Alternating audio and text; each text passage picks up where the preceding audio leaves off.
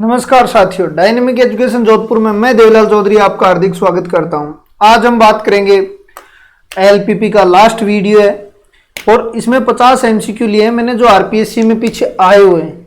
और आए हुए क्या वही वो रिपीट मार रहे हैं। लगभग कोई एग्जाम देख लो, चाहे आप गेट की उठा लेना, कहीं भी एग्जाम में उठा लेना।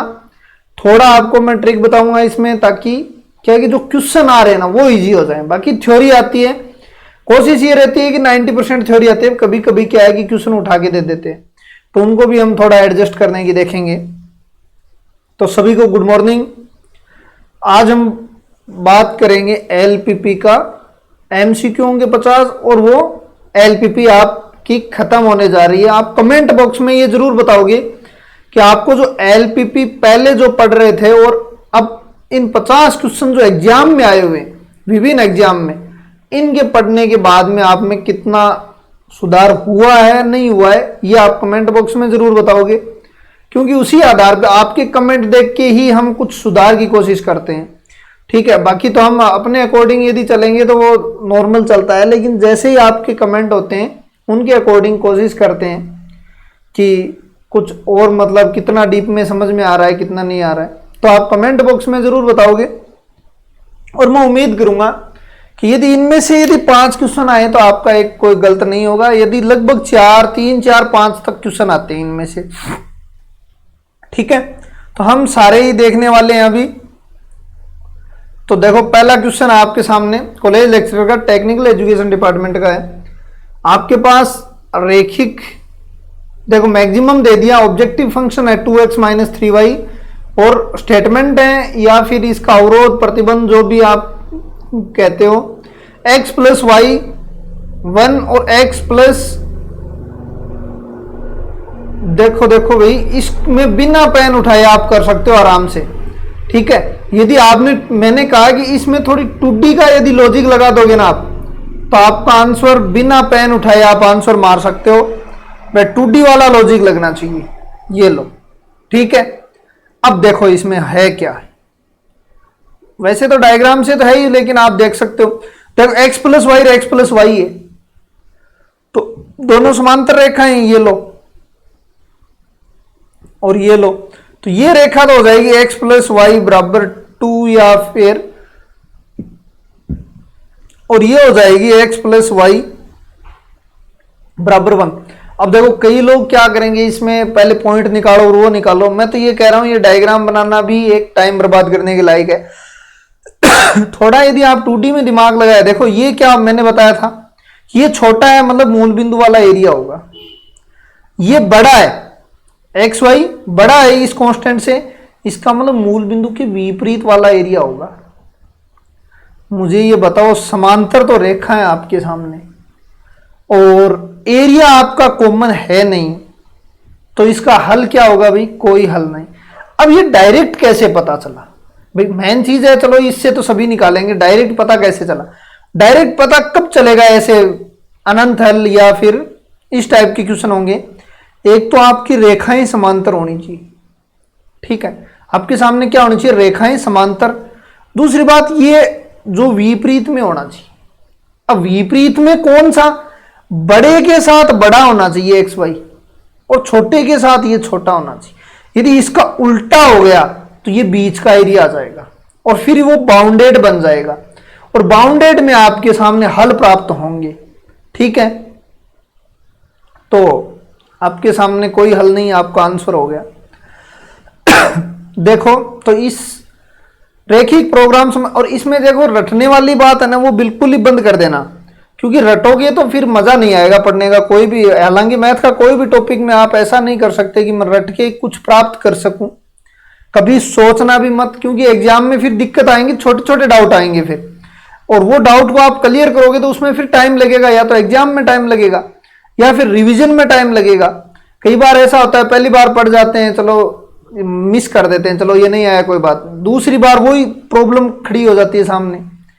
और कई बार तो ऐसा है कि 2-3 बार आने के बाद में उस टॉपिक से घृणा पैदा हो जाती है। तो इसलिए आपको डीप समझना बहुत जरूरी है, और डीप में समझ गए फिर ट्रिक समझ में जरूरी है।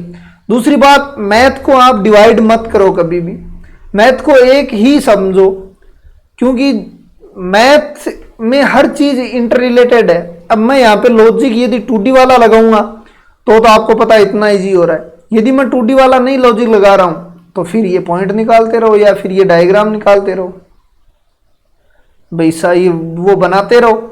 तो कभी भी मतलब ऐसा मत सोचना कि हम इस टॉपिक को पढ़ रहे हैं तो पीछे कोई टॉपिक की जरूरत नहीं है, ये बिल्कुल ही गलत है। और आजकल एग्जाम का पैटर्न ही इस टाइप का हो गया कि एक टॉपिक को दूसरे टॉपिक से रिलेटेड जरूर करते हैं, या फिर ऐसा ही करते हैं कि जो व्यक्ति एक दूसरे को रिलेट करता है वो 2 4 5 क्वेश्चन ज्यादा अटेंड कर लेता है या फिर सही कर लेता है, तो मेरिट उस पर रह जाएगी फिर लास्ट में।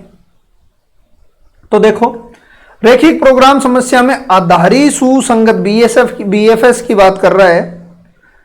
अभ्रष्ट आधारी सुसंगत हल कहलाता है। देखो, अभ्रष्ट और अनअभ्रष्ट दो की बात करते हैं, ठीक है। अभ्रष्ट में देखो क्या होता है कि इसमें अभ्रष्ट क्या होगा, अभ्रष्ट सब में होता है, नियतन में भी होता है, परिवहन में भी होता है, इसमें भी होता है, ठीक है, एलपीपी में भी होगा आपका।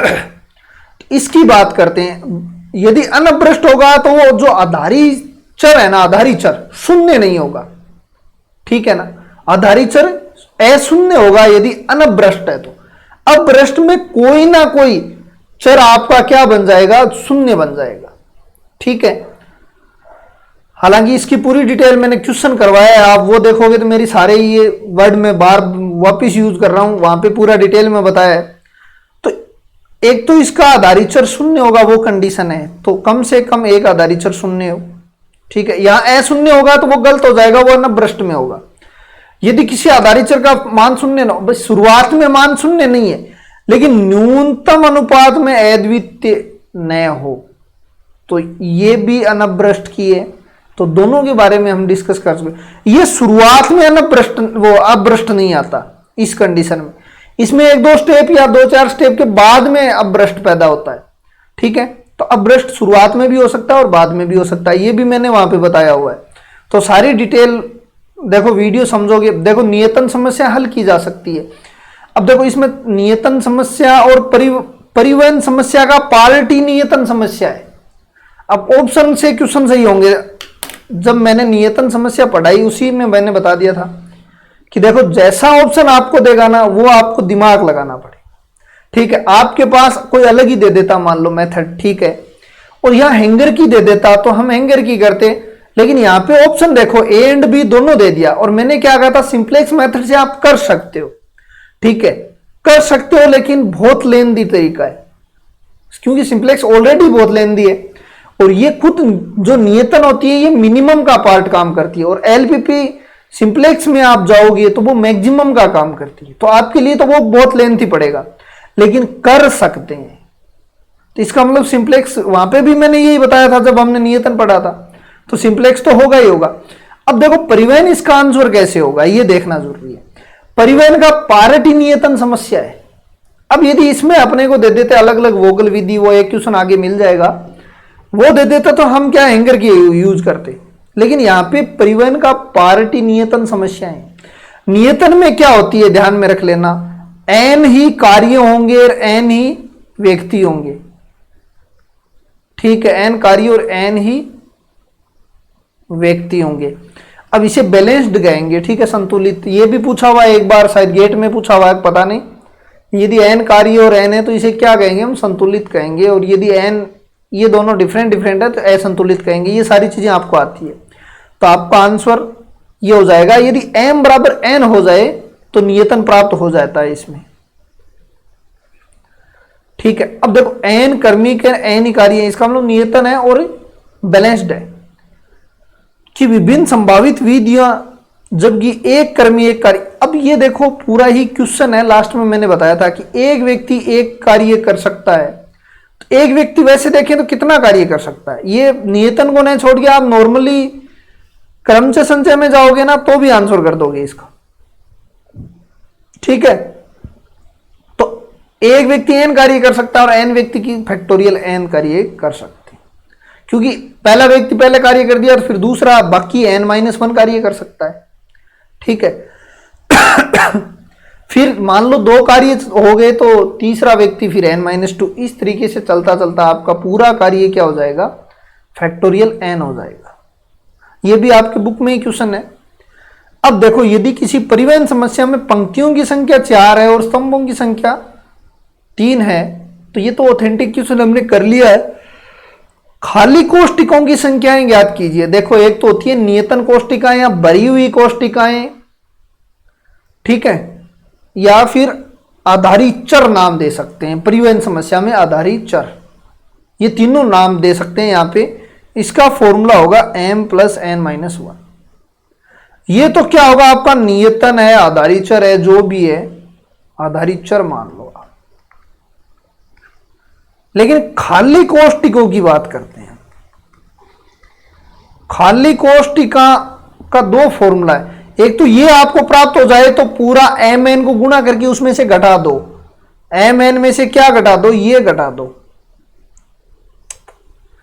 ये देखो -1, हालांकि मैंने प्रूफ करा दिया लेकिन आपको चलो याद हो जाएगा।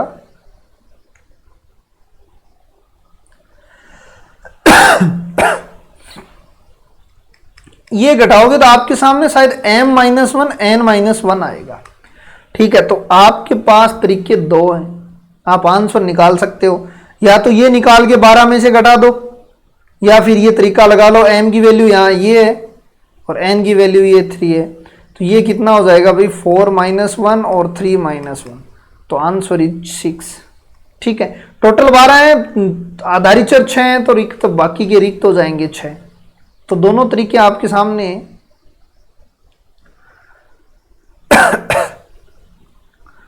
ये क्या कह रहा है, अच्छा की एलिमेंट निकालो, मुख्य अवयव निकालना है, मतलब की एलिमेंट चाहिए आप। ये अब जो क्वेश्चन आएंगे वो कॉलेज लेक्चरर 2021 के आएंगे। अब आपको देखो की एलिमेंट का सारणी सबको आती है, क्योंकि इतने हम सिंप्लेक्स की सारणी किए, आपको कहीं दिक्कत नहीं आएगी सारणी। लेकिन मैं थोड़ा सा आपको एक डायरेक्ट कोशिश करता हूं कि आप समझ, सारणी से आप कर सकते हो, नहीं कर सकते तो मैंने वीडियो में बताया हुआ है, कोई दिक्कत नहीं आएगी आपकी। लेकिन मैं थोड़ा यहाँ डायरेक्ट करने की कोशिश करता हूं। तो सिंप्लेक्स में सबसे पहले अपने को चेक करना, देखो ज्यादातर लोग गलत करते हैं, ये इसमें न्यूनतम दिया हुआ है और ये चालाकी है। ये मतलब ऐसा ही नहीं है कि इसको न्यूनतम ऐसे दिया, हालांकि कॉपी मार सकते हैं ये किसी बुक का, लेकिन ये ऐसा नहीं है कि मतलब चालाकी है, यदि बुक में भी दिया हुआ है। क्योंकि हम डायरेक्ट सारणी बनाने लग जाएंगे तो क्वेश्चन गलत हो जाएगा। ठीक है, तो न्यूनतम को पहले क्या करो, आप अधिकतम में चेंज करो। अधिकतम में चेंज करते ही आपके पास z- -x1 आ जाएगा, +3x2 आ जाएगा और प्लस माइनस का 2x3 आ जाएगा, शायद ये होगा। हाँ ठीक है, ठीक है। अब देखो हम थोड़ा डायरेक्ट करने की कोशिश करते हैं। ठीक है, डायरेक्ट में देखो ये गुणांक ऊपर ही ऊपर लिखे जाएंगे। ठीक है, ये गुणांक ऊपरी ऊपर लिखे जाएंगे, लेकिन फिर zj - cj, देखो cb की वैल्यू 0 0 होगी और वो उससे गुणा होती होती क्या करेगी, इसका केवल माइनस, मैंने वहां बताया था कि इसका माइनस करके लिख देना। तो zj - cj क्या हो जाएगा, प्लस का 1, क्योंकि माइनस माइनस प्लस 1, -3 एंड 2 हो जाएगा, क्योंकि cb 0 होगा और वो 0 करता करता ये माइनस, भाई zj 0 हो जाएगा और -cj करोगे तो cj की वैल्यू यही होती है अपनी। ठीक है, क्योंकि ये कोफिशिएंट C1 C2 C3 होते हैं, वैसे आपको पता है सारी चीजें, मेरा वीडियो देखा है तो आपको वैसे निकाल दिया होगा हमने आंसर। अब हम क्या करते हैं, अब हम करते हैं कि सबसे छोटा मोस्ट नेगेटिव वैल्यू लेते हैं।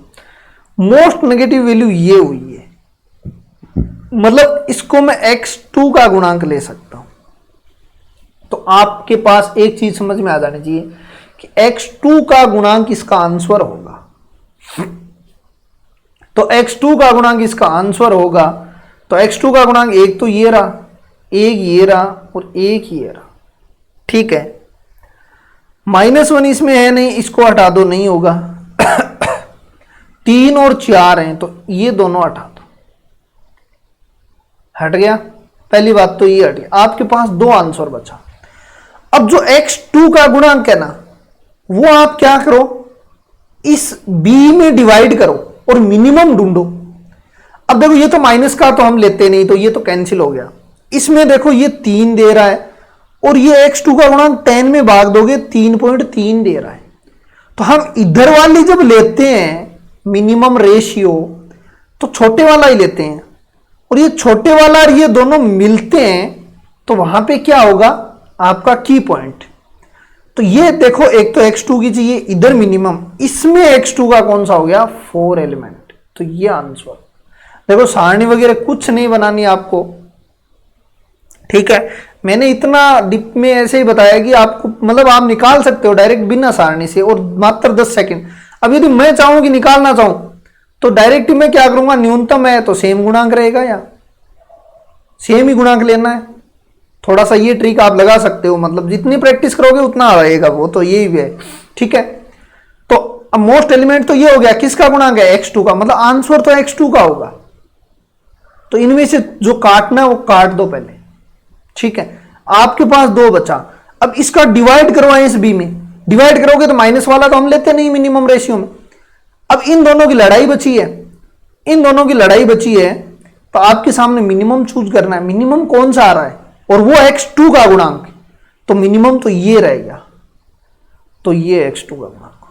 तो इस तरीके से आप फास्टली आंसर भी निकाल सकते हो, लेकिन मैं इतना डीप में भी इतना भी जाना नहीं चाहता, क्योंकि कहीं किसी के, अब देखो ये क्वेश्चन सेम मैंने बताया हुआ है, तो ये क्वेश्चन कर लेना आप। अब ये अनाधारी है, x3 को आपको क्या लेना है, नॉन बेसिक लेना है, मतलब x3 इक्वल टू 0। तो आपके पास देखो ट्रिक से काम बन सकता है। यहाँ पे ट्रिक से काम क्या बनेगा, देखो अपने पास ये क्या हो जाएगा, इसको मैं थोड़ा डायरेक्ट करने की कोशिश करता हूं, समझने की कोशिश करना। देखो x3 0 हो जाएगा, तो इसको काट दो। अपने पास मैट्रिक्स में क्या बचा है, 1 4 5 2 बचा है, बराबर यहां जो x1 x2 ले लो आप, x1 x2 ले लो, और यहां पे जो आपका क्या है 3 and 4 है, ठीक है। अब अपने को तो x1 x2 चाहिए, क्योंकि आधारी हल तो क्या है x1 x2, और x3 की वैल्यू ऑलरेडी 0 है, तो आपके पास यहां कुछ आएगा, यहां कुछ आएगा, और यहां 0। तो हम ऑप्शन तो काट नहीं सकते, क्योंकि तीसरे पे सब में 0 है। वैसे कॉलेज लेक्चर का है तो इतना आसान देंगे भी नहीं। इसको इधर ले गया हो आप, x1 x2, इसको इधर लोगे तो एक इसका रूल को फॉलो करता है कि इसका इनवर्स इधर आएगा, तो मैं इसका इनवर्स ही लिख देता हूं डायरेक्ट। 2 माइनस का ये 18 हो गया यहाँ, और यहाँ 2 1 -4 -5 हो गया, ठीक है। और ये 3 and 4 हो गया। पूरी डिटेल में वहां करना है, लेकिन देखो यहाँ पे डिटेल में करने में कोई फायदा नहीं है, अपना लॉजिक यूज करो। अब यहाँ पे यूज करो, देखो 6 -16 10 हो गया, और -15 और 4 शायद 11 हो गया क्या, माइनस ये माइनस का होगा ना, और ये -15 माइनस का ये 11 हो गया। तो आपके सामने आंसर मिल गया आपको। देखो इसको गुणा करोगे तो 10/18 और 11/18 एंड 0, तो ये आंसर देखो, तो ये आंसर ये आ जाएगा। इसको काटोगे तो 5/9 हो जाएगा ये। वैसे भी नॉर्मल कट रहा है, 16 और 12 और ये 14 कभी नहीं होंगे इसमें, ठीक है। 18 के पहाड़े में ये नहीं आएंगे कभी। तो ये आपको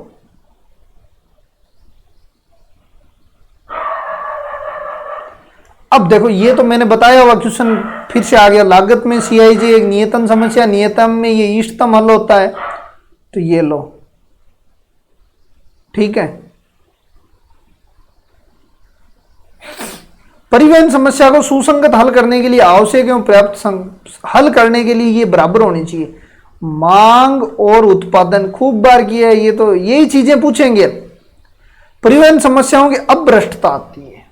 देखो अभ्रष्टता की मैंने बताया है कि यदि m + n - 1 से कम हो जाए ना, से कम, तब अभ्रष्टता आती है, और बराबर रहे तो अनभ्रष्ट रहेगा, ठीक है। अभ्रष्टता आती है, और ये यदि बराबर रहे तो नॉन डिजनरेसी होगा, तो मतलब अनभ्रष्टता, अनभ्रष्टता, ये सारी चीजें मैं वहां पे डिस्कस कर चुका हूं पूरी। तो आप देख सकते हो इसमें आंसर तो डायरेक्ट ये हो जाएगा, ठीक है। अभ्रष्ट और अनभ्रष्टता का आंसर देते यहां, तो आप क्या करोगे, 3 नंबर आंसर करोगे। और ये dij भी मैंने बताया है वहां, ये क्या होता है देखो Cij माइनस UiVj। अब ये जीरो हो गया, इसका मतलब वोगल टेस्ट ही ऑप्टिमम सॉल्यूशन नहीं, ये बड़ा और इक्वल हो गया, इसका मतलब वोगल टेस्ट ही क्या है, ऑप्टिमम सॉल्यूशन है। ठीक है, और यदि नहीं हुआ, नेगेटिव हो गया, तो हम क्या करेंगे, थीटा जनरेट करेंगे और उस थीटा को आप एक लूप बनाओगे और उस लूप से आपको थीटा की वैल्यू निकालोगे और फिर उसमें रखोगे, फिर उसकी कॉस्ट निकालोगे, तो वो आपका क्या बन जाएगा, आपका फाइनली मिनिमम वैल्यू, और लागत कम हो जाएगी। ये कॉलेज लेक्चर 2016 की है। देखो असंतुलित परिवहन समस्या क्या होगी, देखो कार्यों की संख्या और सुविधाओं की संख्या तो नियतन होती है, पूर्ति और मांग होती है, असंतुलित चीजें ये परिवहन की होती है, और ये संतुलित की होती है। नियतन समस्या में होते हैं एन कार्य होते हैं, एन सुविधाएं होती हैं, लागत समुच्चय मिनिमम होता है। ठीक है, रेखिक प्रोग्राम समस्या में निम्न में से मुख्य आवश्यकताएं क्या आवश्यकताएं, ऋणात्मक अऋणात्मक चर चाहिए, ठीक बात है। फर्म का उद्देश्य विद्यमान होना चाहिए, बिल्कुल सही है। समस्या अधिकतम होनी चाहिए, देखो समस्या न्यूनतम हो सकती है, सिंप्लेक्स मेथड में अधिकतम में करते हैं हम, तो ये ठीक ठाक थोड़ा कम लग रहा है, देखेंगे आगे। संसाधन एन होने चाहिए, सीमित है, तो आपका 3 नंबर आंसर बन जाएगा। अब देखो हंगेरिक विधि निम्न में से हल करने के लिए काम आती है, मैंने वहीं पे बताया था कि ये नियतन समस्या में काम आएगी, ऐसे क्वेश्चन पूछेंगे आप।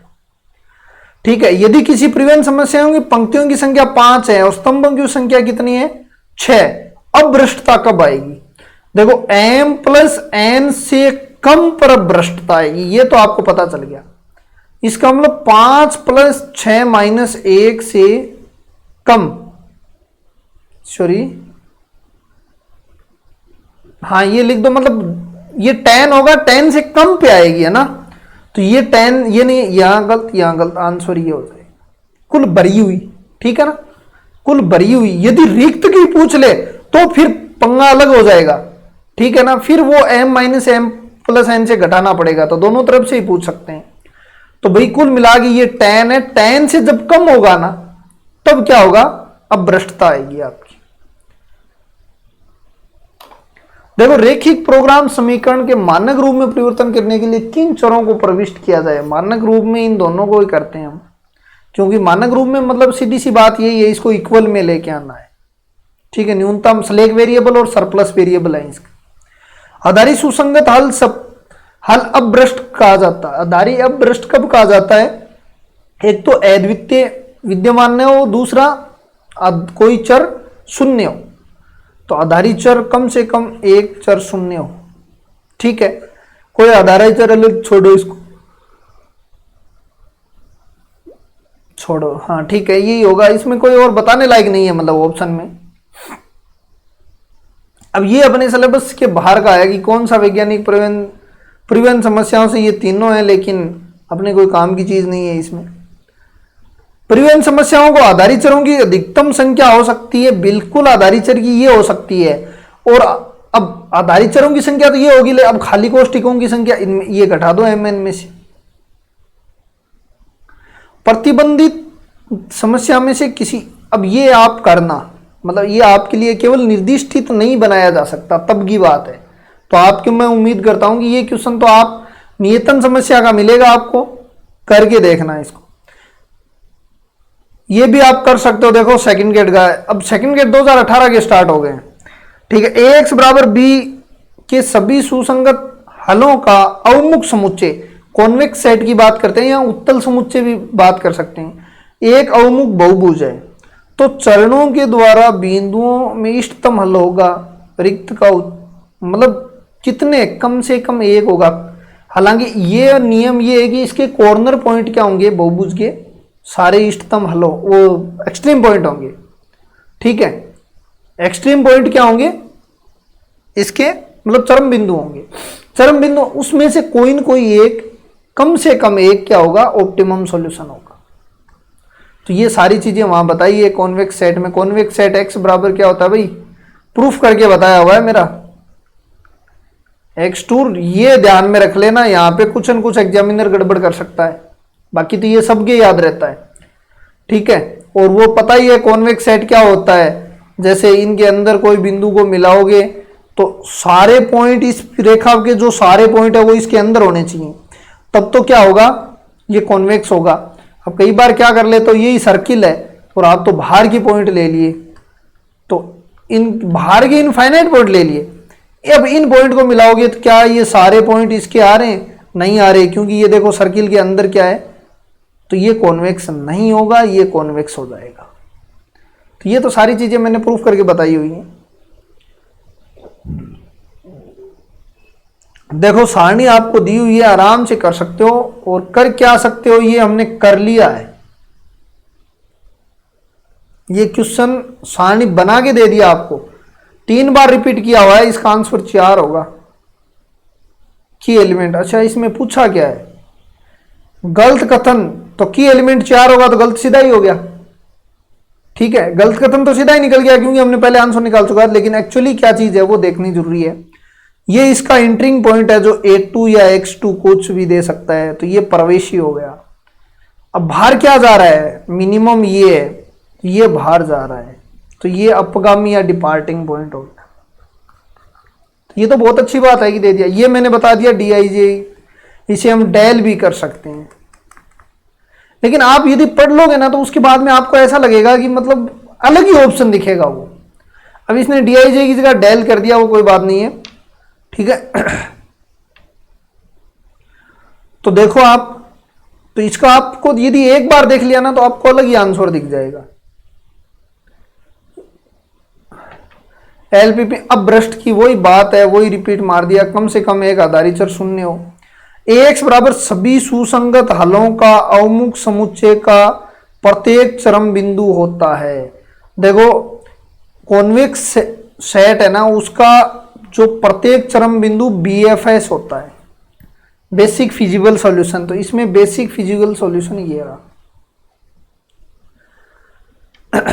अन्नभ्रष्ट, देखो अन्नभ्रष्ट आधारित सुसंगत हल प्राप्त करने के लिए अरिक्त कोष्टिकाओं की संख्या, अब अरिक्त का है तो मतलब ये होगा, बराबर होनी चाहिए। अब देखो ये भी आप निकाल सकते हो। अब इसमें शायद इसमें यह मिस्टेक है कोई, यहाँ X2 ये होगा, कोमा होगी और फिर कर लेना।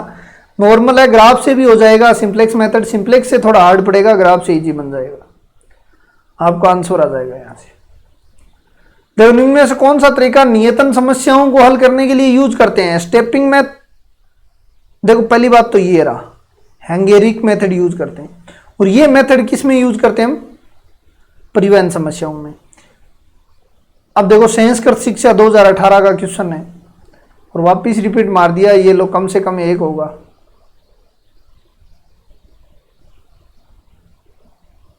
कोई बहुभुज गए, कम से कम 1 होगा, ठीक है। तो ये रिपीट लगेंगे सब।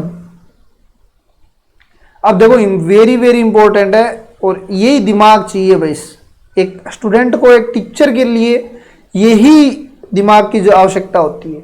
इसको मैं थोड़ा डिटेल में जाऊंगा इस क्वेश्चन में। निम्न में से प्रोग्रामन समस्या सिंप्लेक्स फलन विधि द्वारा हल करने के लिए कितने कृत्रिम चर सम्मिलित किए जाते हैं। अब देखो कई लोग तो इसमें 3 करेंगे, ठीक है ना।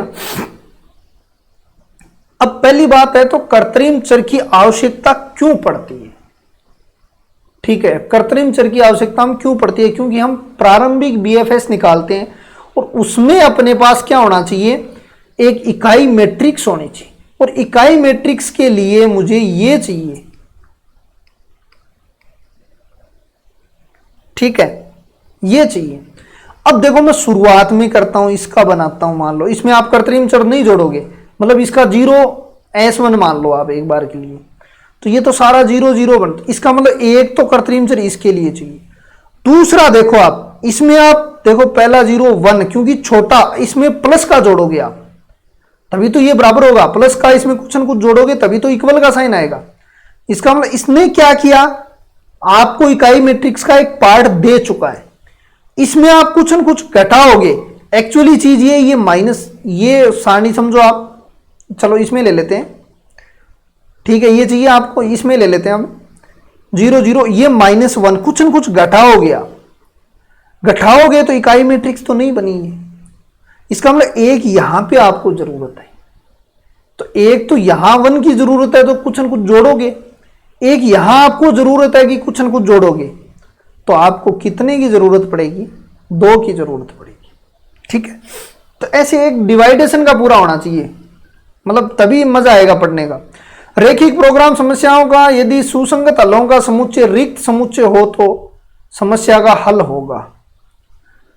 अरे भाई, रेखिक प्रोग्राम समस्या सुसंगत हलों का समुच्चय रिक्त है, अरे मतलब फिजिबल सॉल्यूशन नहीं है आपके पास, और आप ऑप्टिमम सॉल्यूशन निकालने की बात कर रहे हो, तो ऐसा कब संभव हो सकता है, कभी नहीं होगा, कोई हल नहीं होगा भाई। आपके पास 2 यार पैरेलल लाइन है, इसका इधर का एरिया, इसका इधर का एरिया है, रिक्त समुच्चय फिजिबल सॉल्यूशन आपके पास आ चुका है, आप इसमें क्या कोई ऑप्टिमम सॉल्यूशन निकाल सकते हो, नहीं निकाल सकते ना।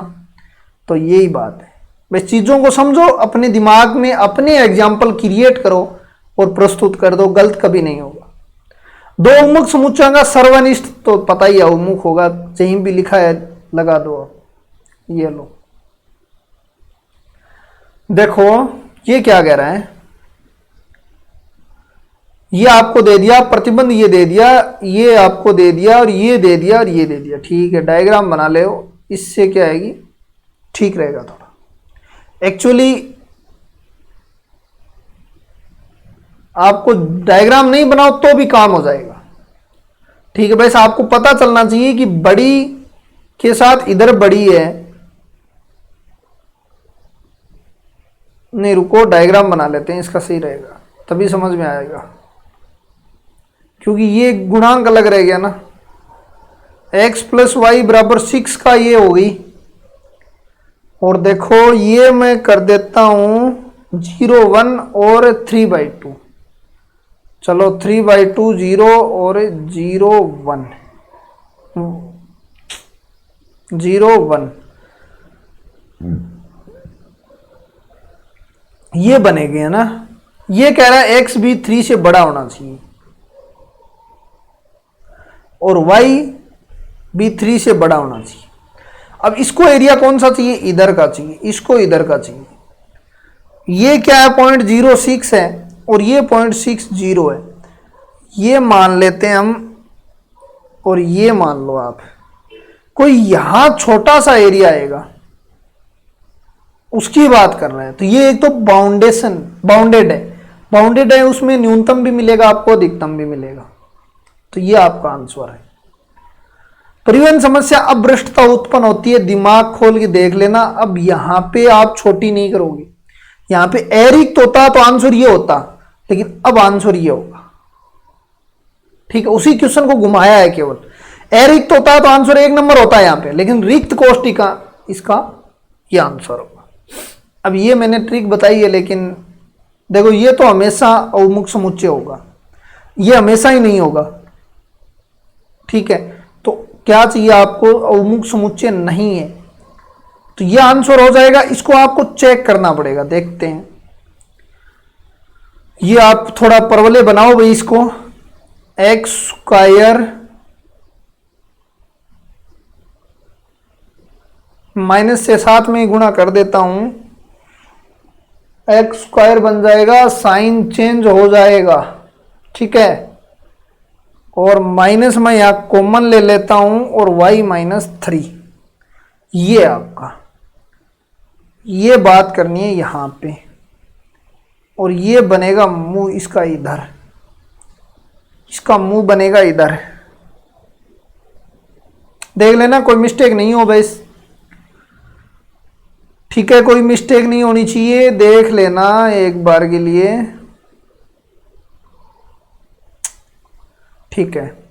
अब हम 0.4 रख देते हैं इसमें, 0.4 रखेंगे तो बात तो ठीक है भाई,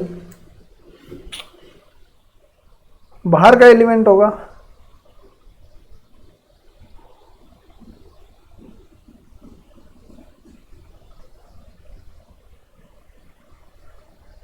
एरिया बाहर का आएगा, दो आंसर कैसे हो सकते हैं? देखो x1 को मैंने x स्क्वायर, x2 को मैंने y मान लिया और मैंने नॉर्मल 2D में लेके आ गया। मैंने माइनस से गुणा कर दिया, इसका मुंह खुला हुआ इधर हो गया, 3 माइनस x2 होना था, 3 मैंने माइनस कॉमन ले लिया बाहर। अब मैं यदि 4 रखूंगा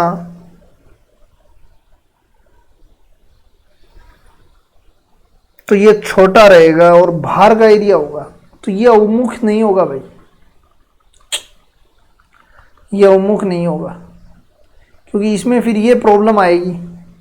यदि अंदर का होता तो उन्मुख हो जाता। इसमें थोड़ा साइन थोड़ा सा कर लेना इधर उधर, मतलब छोटा कर लेना, या कोई माइनस की यहाँ प्लस कर लोगे तो भी चल जाएगा। तो ये थोड़ा सा देखना पड़ेगा आपको। आंसर इसमें 2 मिल रहे हैं। और अवमुख की मेन परिभाषा यही है कि आप मिलाओ दो बिंदु को, बीच में ये कोई गैप नहीं आना चाहिए। सीधा लॉजिक यही है, सब कर सकते हो आप। ये क्वेश्चन आप नॉर्मली कर सकते हो, क्योंकि इसमें नॉर्मली ही कर सकते हो, सिंप्लेक्स की जरूरत ही नहीं है आपको। ये भी नॉर्मली हम कर सकते हैं। इसको y = x है, देखो ये तो, और ये आपका बनेगी, इसको 0 रखोगे तो ये -5 और 0, और यहां 0 रखोगे, ठीक है, यहां 0 रखोगे तो ये रहेगी आपकी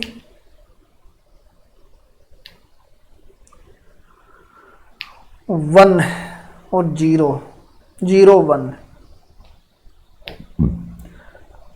तो लाइन तो ये हो, लाइन इसमें मिलेगी भाई प्रवणता से, ऐसे आगे आगे मिलेगी ये लाइन, है ना। इसमें चेक करते हैं आगे क्या चाहिए इसको। इसमें 1.01 ले लेते हैं, इसको तो नीचे वाला एरिया चाहिए, इसके नीचे का एरिया चाहिए, तो इसमें उच्चतम विद्यमान हो जाएगा शायद, या निम्निष्ठ, इसको चेक करना। इसका निम्निष्ठ विद्यमान हो जाएगा, A नंबर आंसर आ जाएगा इसका। ठीक है, देखो इसका क्या होगा, ये बड़ा होगा, जिसको मैं ले लेता हूं 1 0 लेता हूं। 1 0 लेने से तो ये एरिया होगा इसका। ठीक है, इसमें हम चेक करते हैं, 1 0 को चेक करते हैं। यहां 1 रखूंगा और यहां 0 रखूंगा, तो ये एरिया होगा फिर ऊपर का, तो निम्निष्ठ विद्यमान हो जाएगा इसमें। बाकी निम्निष्ठ उच्चिष्ठ की मैंने प्रॉपर बताया हुआ है, चेक करके देखोगे तभी पता चलेगा सही। इसमें देखो अवमुख समुच्चय नहीं है, तो सीधी सी बात है ये, तो ये तो अब आप 2D में और कॉम्प्लेक्स दोनों में मैंने बताया हुआ है।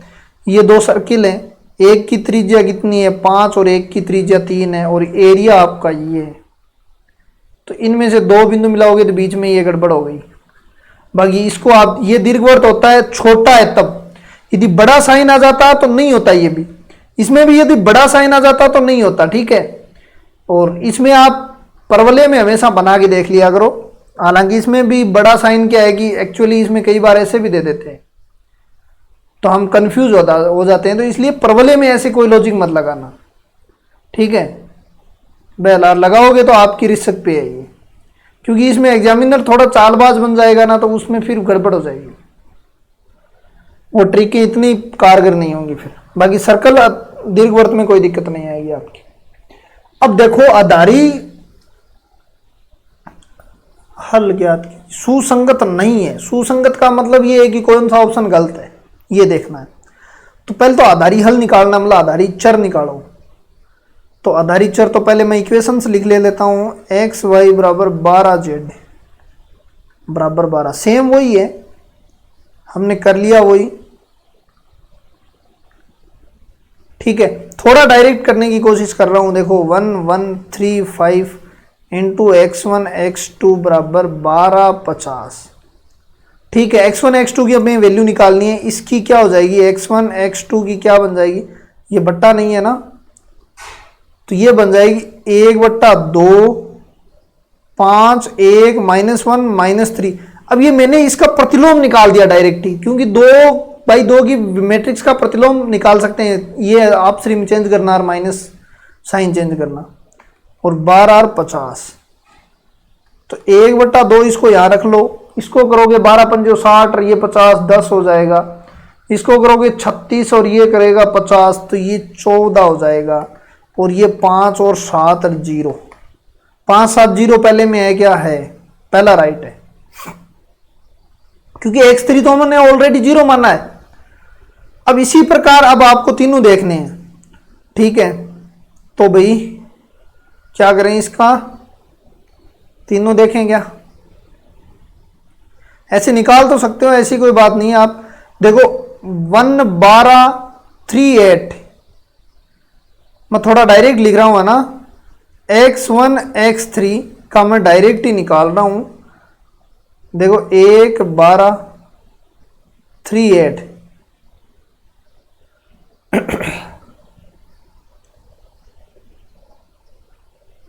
12 नहीं 2 है यहां पे, तो ये कितना हो जाएगा भाई 1/2, ठीक है। इसका उल्टा करोगे तो ये 8, ये 1 -2 -3, और ये 12 और 50। इसका करोगे 12 × 96 100 -4, -4, तो इसका मतलब -2। एक सॉल्यूशन -2 आ रहा है। दूसरा देखो, दूसरा 0 आएगा। तीसरा देखो, भारतीय 36 और 50,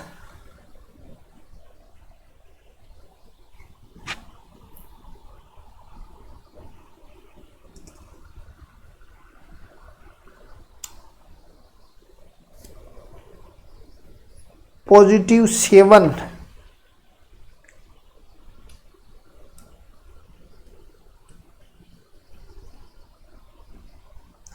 देखो 8 पूरा करते तो ठीक रहता। देखो 12 × 96 और 102 हो जाएगा, ठीक है, -2 हो गया, दूसरा 0 मिल गया, ये 7 है।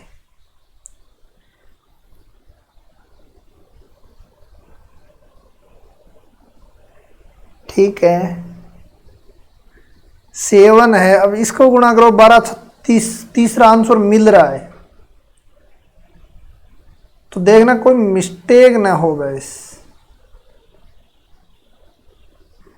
तो तीसरा देखो, ये भी ठीक है भाई, तीसरा चेक करो,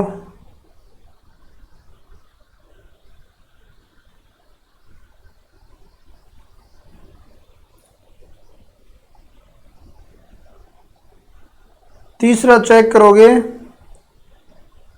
तो क्या हो जाएगा, देखो तीसरा क्या था, दूसरा तीसरा, इसको चेक करो 1 2 5 8, तो ये तो माइनस का 1/2, ये 8 1 -2 -5, 12 और 50।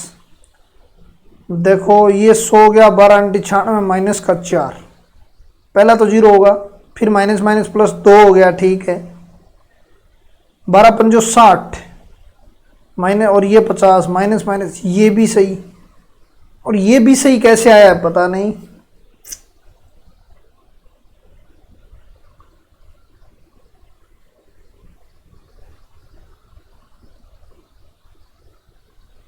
तीनों सही आए हैं ऑप्शन में, मतलब इसको चेक करना, आंसर यही आएगा, तरीका यही है। कहीं मिस्टेक है क्या माइनस की, इसको चेक करना वापिस, है ना। यदि किसी रैखिक प्रोग्राम समस्या के आधारी मैट्रिक्स बी में अशून्य कृत्रिम सदिश है, अरे भाई अशून्य कृत्रिम सदिश आपके पास है और आप फिर संतुष्टि की बात कर रहे हो, तो इसमें कोई सुसंगत हल विद्यमान नहीं होगा। क्या रिक्त कोष्टिकाएं पूरी मैंने प्रूफ करके बता दिया, और ये रिक्त है, ठीक है, ये टोटल योग है, ये टोटल मतलब एलिमेंट है। Ax बराबर b है, सुसंगत तलों में अवमुख समुच्चय के चरम बिंदु संख्या सीमित होती है। बार बार बताया, चरम बिंदु भी सीमित होती है, ऑप्टिमम सॉल्यूशन भी, सारे ये सीमित ही होते हैं। ये अवमुख समुच्चय की आपको डायरेक्ट परिभाषा दे दी। अवमुख समुच्चय एक अधिसमतल होता है, ये भी आपको बता दिया। दो या दो से अधिक चरों के लिए रैखिक प्रोग्राम समस्याओं को हल करने के लिए व्यापक क्रमिक विधि सिंप्लेक्स विधि है। वहां पे मैंने बताया था कि 2 तक हम लेखा चित्र यूज कर सकते हैं, क्योंकि हम 2D में आराम से कर सकते हैं XY में, लेकिन जब 2 से अधिक हो तो हम सिंप्लेक्स यूज करते हैं। हालांकि 2 से कम हो तो भी सिंप्लेक्स यूज कर सकते हैं, सिंप्लेक्स में सारा लागू होता है। अब ये हो जाएगा आपका अवमुख नहीं है और ये भी अवमुख नहीं है, तो आंसर आपका फिर ये होगा,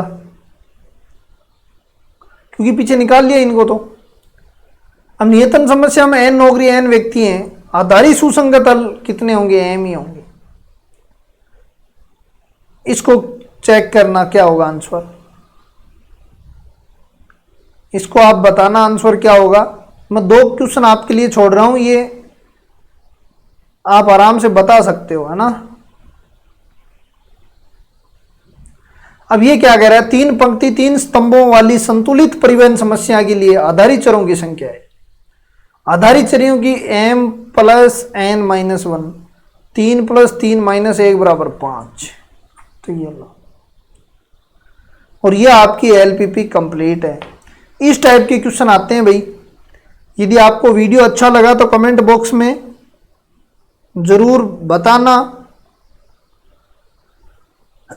ठीक है, धन्यवाद। जय हिंद, जय भारत।